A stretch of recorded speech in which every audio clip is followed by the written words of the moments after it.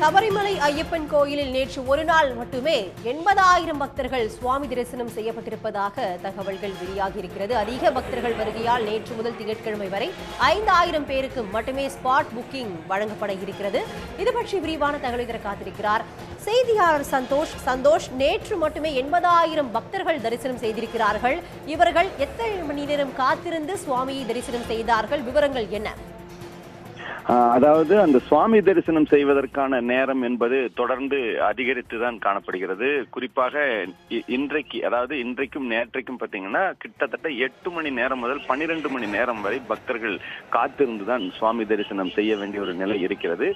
நேற்றைக்கு ஒரே நாளில் மட்டும் 80,000 பேர் வரை சுவாமி தரிசனம் செய்திருப்பதாக தேவசம் போர்டு இன்று தெரிவித்திருக்கிறது.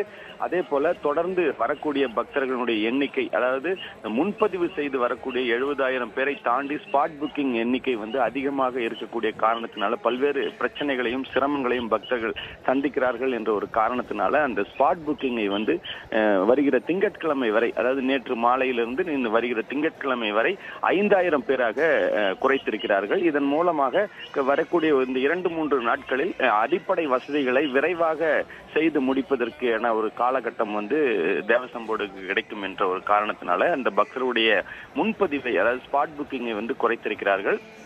தொடர்ந்து பக்தர்கள் நீண்ட வரிசையில் காத்திருந்து சுவாமி தரிசனம் செய்யக்கூடிய ஒரு நிலைதான் இன்றைக்கு காலையிலையும் தொடர்ந்து காணப்படுகிறது. வரக்கூடிய ஐயப்ப பக்தர்கள் பம்பை மற்றும் நிலக்கல் போன்ற இடங்கள்ல நீண்ட நேரம் காத்திருக்காமல் விரைவாக சுவாமி தரிசனம் செய்வதற்கான ஏற்பாடுகளை என்னென்ன செய்யலாம் என்பது குறித்து ஆலோசனைகளையும் தற்போது தேவசம் போர்டு நடத்தி வருகிறது. தொடர்ந்து எடுக்கக்கூடிய நடவடிக்கைகள் மூலமாக எதிர்காலத்தில் வரக்கூடிய பக்தர்கள் சுகமான சுவாமி தரிசனம் செய்யும் வகையில தற்பொழுது ஏற்பாடுகள் நடத்தி வருகிறார்கள்.